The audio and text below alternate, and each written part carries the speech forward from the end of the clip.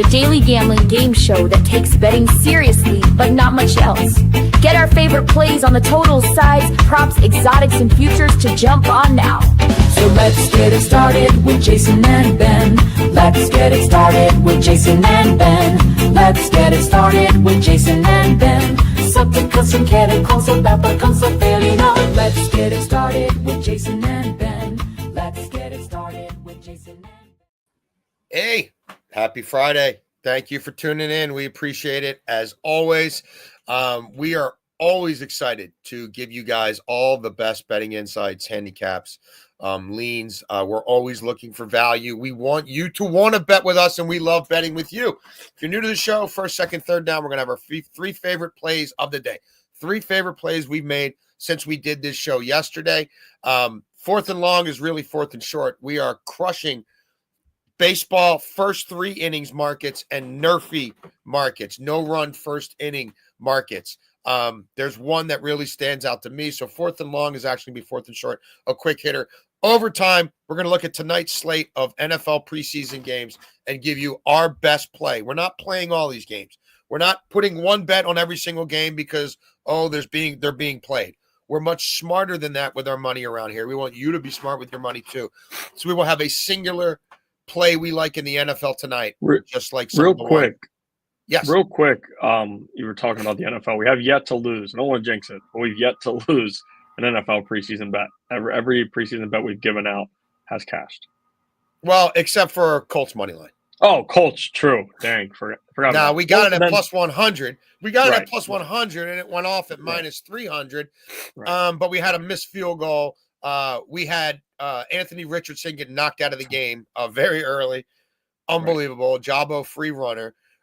So yeah, we had a lot of things work against us. It was still 5-1 though. We're game late. 5-1. 5-1 then. Yeah. We're 5-1 in NFL preseason. So we're trying to be smart and selective about our NFL preseason plays. The other ones though have all cashed easy.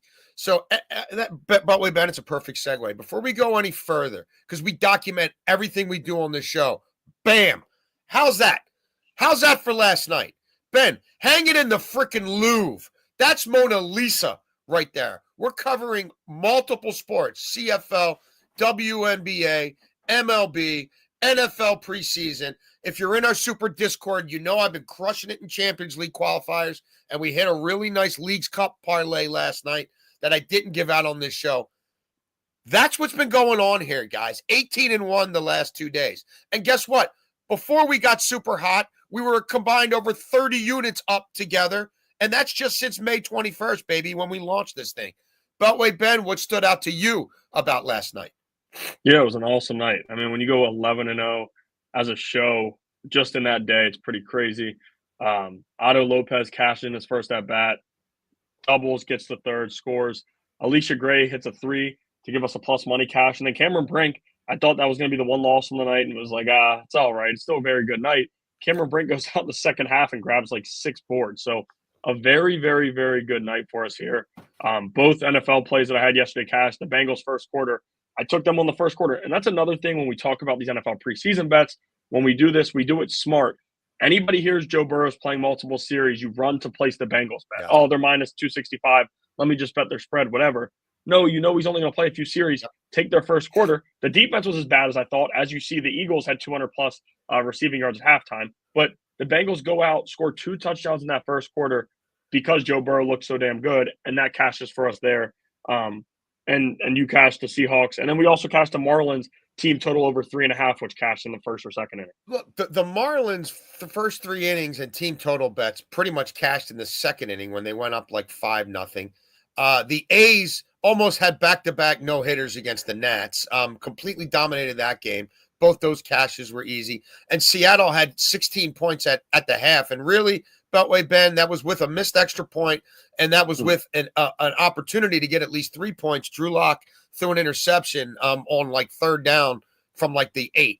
So like they really could have had 20 points easy in the first half. We played it at 13.5. So a great night, but we're not living in the past here because we do this every effing day for you guys and our Wanna Bet community. We want to establish a team here and bet together, sweat them out together, celebrate them together. So we're on to Friday. First down, Beltway Ben. Yeah, here we are going to go an NFL future that I really, really like, and it's Tyler Warren over 525.5 receiving yards for the season. And I spent a lot of time at camp on Tuesday Mhm. watching him dominate against a good Ravens defense. He was dominating against the ones. He was feasting all day, and it stood out. And I'm like, you knew in college this is what this guy was. He shouldn't have been available at pick 14 for them, Yeah. but he was. They hit the home run, and I get it. You have Michael Pittman, you have Downs, you have Mitchell, you have all these different guys. Tyler Warren is the man, and he's going to get the ball. He's a safety blanket for whoever they have playing quarterback. I know, especially we know that Richardson's going to deal with some injuries. Daniel Jones is going to be tossing the ball underneath to Tyler Warren and letting him pick up the yak that he led all power four tight ends in last year, 693 yards after the catch. He's a safety blanket. And their offensive coordinator, Bob Cooter, he said they're going to be trying a bunch of different stuff. We know Steichen is going to go heavy with the RPOs, and that Yes. should open up a ton of yak Pop opportunities passes. for Tyler Warren. Easy. And he's so big, but he's not one of just the heavy tight ends that falls down. Like, he's heavy, but he's also fast. And I saw a few of those big plays Tuesday against the Ravens. And then you look like he just finds dead spots in zone coverage, something we see Kelsey do and Yes. eat in that way. He can win against man. He's big, he's fast. He's just a very, very good tight end. I'm very confident this is going to be a good year for him. And for fantasy wise, I would try to take him a little bit later because I don't think he'll be valued as high. But I know some people play the dynasty fantasy leagues. And to me, Tyler Warren is going to be one of the best tight ends in this NFL very, very soon. Love it. Yeah, he looked very good in limited duty last night in the preseason game. And yeah, I think they run their offense through him and Pittman, who's a glorified tight end. First down for me. We are sticking with the swinging, sexy Sacramento A's. They're playing their best ball of the year. They're playing an Orioles team that is the last 2 years really bad, coming off a day off. It's a young team. I don't know what they do the night before games with a day off, but it ain't been conducive to winning ball games. And the O's suck at home anyway. The O's are 24-30 on the run line at home. That is one of the worst marks in baseball. The A's have been really good on the road lately. The A's have won 9 of their last 13 straight up. They've won 6 of their last 7 on the road. Sagano on the mound for the Orioles gives up a ton of fly balls, a ton of home runs. 12 home runs allowed in 10 home starts. The league has an 810 OPS against Sagano at Camden Yards. And the Oakland A's, since June 1st, are top 7 in the major leagues in OPS on the road against right-handed pitching. The kid Ginn on the mound for the A's has been good enough, a 3 ERA. I just like the way the A's are swinging the bats right now.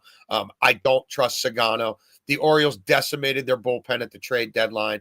And the Orioles lineup is incredibly feast or famine. And right now, they are in famine mode. So, look, if you like the A's and you want to lay some runs with the A's, I ain't mad at that. But give me the A's on the money line for plus money. Second down, Ben.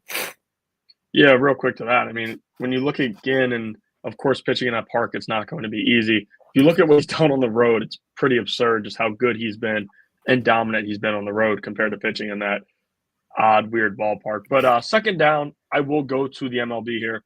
And I don't like giving out 2.5 hits, runs, and RBIs. It's rare you'll see me do it on the show. But when you look at the matchup that Ketel Marte has tonight, I just have to. He gets to face Austin Gomber, who, again, he's been a little bit better on the road compared to at home. But against Ketel Marte, 10 for 26, 3 home runs, 8 RBIs. At home versus left-handed pitching. Like, let me emphasize this multiple times. Ketel Marte has a slash line, 421, 455, 705. Jeez. 705 slug at home OPS against left-handed pitching. This isn't a week. This isn't a month. This right. is all season, what he's been doing against left-handed pitching. It's pretty shocking to see when you look at Gomber, 9 starts this year, 8 home runs to right-handed hitters. So he's given up about a home run a game to righties. Ketel Marte struggling a little bit at the plate right now. He's hitless in 2 straight. Have a good feeling that he'll explode tonight. I was looking at his total bases. That's minus 155. So I just decided to go with the minus 110 for his hits, runs, and RBIs, and it's 2.5. Love it. Love it. Love it. Second down for me, we are in MLB where we are scorching hot right now and intend to stay hot. And I'm going to fade the Yankees at home. I mean, I'm backing the Astros here, but I'm more fading a Yankees team that's 8-13 in their last 21. They're 3-11 in their last 14 on the run line. This Schlittinger kid, I don't buy him at all. I think he's hittable. He's been hittable. And it's Hunter Brown. who does have a bad start in his career against the Yankees, but like the Astros are 14-8 when Brown's on the bump, and they're 4-1 in his last 5 road starts. Boone is going to be booed.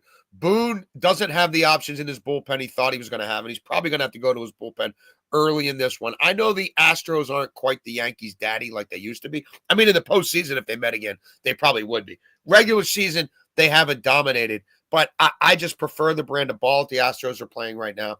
I prefer the lineup. Until Judge gets in the outfield, the Yankees lineup's going to remain compromised. I think the Yankees crowd is going to turn on them if they cannot get up early in this game.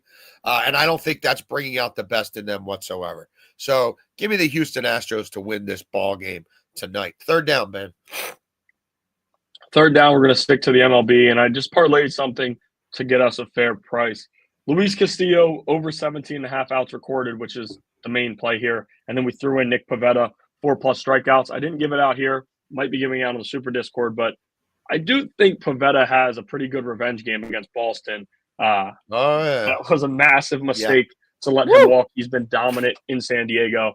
He's been very damn good all year, to be quite honest. But it'll be a revenge game for him. 4+ Ks in 20 of 22 starts. So if that's the one that takes us down, it'll just be unfortunate because he's done it so much. Castillo, 8 of his last 12 home starts, he's gone over this number. 2.40 ERA in home starts, and he's been much worse on the road. You get Tampa Bay away from that home park where they do all of their damage. On the road, they haven't been as much. And you look at a lot of the top guys in that lineup, they're struggling against Castillo. Yandy Diaz is always the one who scares you early in the game. Early at bats, he usually does damage, but when you look at what he's done against Castillo, he's hitting sub 150, not a lot of power against him. And a lot of these guys in this lineup, quite honestly, haven't. The ball does not go anywhere there. We saw it yesterday in that odd 11-inning matchup with the White Sox that they were able to walk it off. But I just think Luis Castillo, they went to that bullpen early yesterday. Logan Gilbert, 5 innings, and you expect 6 to 7 against a bad White Sox offense. You didn't get that. You used Munoz twice in a row. You used Matt Brash twice in a row. They use all these bullpen arms multiple times in a row. That gives us Castillo a perfect opportunity to just 6 innings is all we need. He's done it in 10 of his last 12. I feel pretty good about it. I love that pairing right there, Beltway Ben. Third down for me, we're staying with another team that if you watch this show regularly, they've been banking for us. And if you're on the Super Discord, you've seen even more of them. The Fighting Fish, the Miami Marlins, and we're playing the 5 innings. Ben, we told you, play the 5 innings with Yuri Perez yesterday. You could play it 3. I gave that out on the Super Discord. Certainly play it for 5. I still don't totally trust the Marlins bullpen, even against a bad Braves team, and they gave it up. But Miami on the road, run line first 5 or run line game has been an almost auto play for me. They are number 1 in the league against the spread on the road. They've been killing it first 5 on the road lately. Atlanta is not good at home at all. 23-33 on the run line at home. It's Cal Elder on the mound for them, who's just horrible. I mean, he's got an 8.9 ERA his last 7 games, Beltway, man. 52 hits allowed in 33 1/3 innings pitched. Oofa. And Cabrera's been great for the Marlins. And Marlins starting pitching has undoubtedly been a strength of that team. He's got a 2.41 ERA in his last 7 starts. Yes, his ERA is a little higher on the season, road than home. But look, he faced Atlanta earlier this year, 5 innings pitched, no earned runs. That would be beautiful again tonight. Miami does have a knack for scoring early in games. This is a Braves team that they've hit well all year, and I like them to bounce back here and win the first 5 innings. Thought you had something to add there, Beltway, Ben? No. I misread your body language. That's on me. That's on me. All right, 4th and long is not 4th and long. It is 4th and short. Quick hitters, right? We all have short attention spans these days. We want to give you guys at least one bet a day that's going to bank, I don't know, in the first 25% of that game being played, in the first quarter of a basketball game, first quarter of a football game, maybe first possession of a game, or a Nerfy, no run first inning, or first 3 inning bet. We don't force it. We're not doing it to do it. They do stand out to us, and when they do, we tend to do quite well in those markets. Beltway, Ben, where are you taking us? Yeah, I'm going to go back to the game I just mentioned. I'm going to go with the Rays, Mariners, a Nerfy here, -130. And, I just mentioned what Castillo's done in that park, but he's got a .78 ERA in the first inning total this season. He's been very damn good. And then you have Rasmussen, who gave up a run or two in a few of his starts in the first inning. Now he's starting to get more comfortable. They're letting him go longer into the games, and he's feeling a lot better. He limits runs. We had him just the other day. He did his part. Blake Snell gives up a solo shot to Yandy Diaz to screw us. But I'm confident that Rasmussen will shut down a lineup who, in Seattle, like, they just took 3 from the White Sox, and there's a lot of hype, and we know Eugenio Suarez, he hasn't been good since going there. He'll turn it around. Naylor's been good, but, like, Cal Riley is not swinging the bat well whatsoever. He's not hitting for a ton of pop, and most of the pop that he does have comes against left-handed pitching. Rasmussen's a righty. He knows how to get out.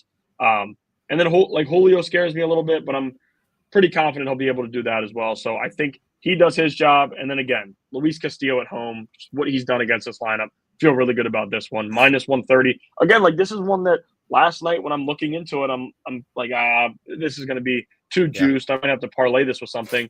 And I see -130 just because the top 3 in each lineup hits for some power and can drive the long ball. And I'm just like, this is too good for me to pass on at -130. I looked at that one. I almost gave that one out here. If you wanted to parlay that one with the one that I played, I wouldn't be mad at that. But I love the Nerfy and the Royals Twins game. And if you've been watching this show regularly, there's certain teams, certain starters who keep popping up in these bets for me, and we keep riding them. First of all, the Royals are the number 1 Nerfy team in baseball, 70-45 to the Nerfy. Minnesota at home, 30-24 to the Nerfy. So there's that. Joe Ryan had gone 11 straight games without giving a first inning run until last week when we were on him, and they scratched one out against him. However, you look at him for the year in the first inning, 28 strikeouts and 21 innings pitched, a 208 batting average against, a whip just over 1. And you look at him against the top of the Royals lineup, Witt's 4 for 25 against him. India's 0 for 5. Pasquatch is 1 for 15. Now the 1 is a home run, but I'm willing to take my chances there. How about Kansas City? Well, as I told you again, number 1 Nerfy team in the league. Lugo's on the mound. He's 10-1 to the Nerfy in his last 11 starts. He has a 2.57 ERA in the first inning. The league batting 192 off him in the first inning with a whip of 0.90. He's not giving out free passes early in the game, and that's a Twins lineup that's obviously, guys who were in the top 3 are either hurt or, like Correa, were traded. They've been a little scrappier lately than I thought they would be. I'll give you that. But that is not an elite run-producing team. So I like that Nerfy quite a bit. And, again, I thought that was going to be more like a 165 or something like that. But it's not, and we're on it. OT, NFL real preseason. quick. Oh, sure, yeah. Yeah, like you were talking about a parlay there. It would be +215 if you were to parlay Plus both of those. Plus 215 to parlay both of those. If I'm going to sprinkle on that in honor of my little buddy here, Chopper, who's not doing too well. And this might be the last show we do when Chopper's with us, although he'll always be with me in my heart and in my soul. Amazing Absolutely. little doggy right here. So, Chopper, you the man. All right, Beltway Ben. Speaking of dogs, how about the dog pound? How about the Cleveland Browns? Again, there's 4 or 5 games tonight in the preseason of the NFL, and we explored all of their markets. And look, a lot of our work here is figuring out what we don't want to bet on. You investigate everything, and then you learn to self-scout. You learn your processes and what works and what doesn't. You whittle things out, and then you try to come down. And this is what this show is about, distilling all of our work to what do we feel the best about in this moment, and where can we find value. Ben and I don't share notes. We're not comparing leads. We do this show together. We cash together. But this is not teamwork. Just so happens today, of all the plays you can make in all the preseason games tonight, we came to the same conclusion. Where are we, Beltway Ben? Shedeur Sanders, 1+ passing touchdown. I know you'll get into it here in just a minute. I'll be honest. I think he's going to play the first half, and that'll be what he does. If you don't think that this Cleveland team wants him to throw a passing touchdown, you're outside of your mind. There's all of this talk and what they drafted him for, the reason they drafted him, however it went. They know that they're getting good publicity seeing Shedeur Sanders on the sidelines, and it's a ton of stuff like that. You don't think the NFL page wants to see a Shedeur Sanders touchdown pass? Everybody in the NFL wants to see Shedeur Sanders throw a touchdown pass, and it's more than just that, right? This is a preseason game. You're playing against Carolina. If their starters do play, it'll be for a series or two, so he should get the second quarter against reserves. I'm very confident that Shedeur Sanders will get us 1+ passing touchdown, and we're getting it at plus 120. It's too good for me to pass on given the situation and what we know they're going to be trying to do with him. Look, he might play more than a half because, like, it'd be with all the injuries they have going on, it'd be really dumb to play Flacco at all or even dress him. You're going to mess around with a hamstring with Pickett, who you hope to be able to trade. No way. Gabriel, who I don't think is any good anyway, he's banged up. Like, Snoop Huntley just got there. Do you really want to inflict that on your fans? And anybody in this division who's watched football in the AFC North knows how bad Tyler Huntley is. He's a Pro Bowler. Yeah, right. Stefanski certainly knows. I'll say this about the Browns. I can remember watching them in the preseason and Dorian Thompson-Robinson. I was like, oh, shit, who's this kid? Like, he looks pretty good. Stefanski, wow, he's creating for this guy in the preseason. I can remember Johnny Manziel looking like a thing in the preseason. Like, I can remember Deshaun Kaiser looking half decent in the preseason. I had great seats on the 50-yard line last night for Colts and Ravens. There were a couple drives where Riley Leonard did whatever he wanted to do against a bunch of bums once they got through Daniel Jones and Anthony Richardson. Like, one scoring drive? Like, you think Stefanski, if they're in the red zone, was going to want to hand the ball off? Like, why not? And this kid, I got news for you. He doesn't want to run with the ball. He's old school. He wants 7-step drop and chuck it. So, like, I think there's going to be volume in the pass game. I don't think Carolina's going to have whatever their starting defense is out there very long. I do think this kid's going to get multiple opportunities to lead drives, probably 4 or 5, and he might get a short field too. So plus 120, I'm right there with you, Beltway Ben. Again, last night, we did like the Colts on the money line. We had it at plus 100. There's no way you did unless you bet it with us on Sunday or Monday. That didn't hit, but we killed Seattle's team total. In the Hall of Fame game, Ben killed the Chargers team total. I killed the Chargers money line. Ben killed what did you have last night? You had 2 preseason. Put it up there, Ben. Talk about it and put it back up there. There you go. That's just last night, people. Let them have it, Ben. Yeah, Bengals first quarter. And again, I touched on it earlier, but like that was a team who lost the first half.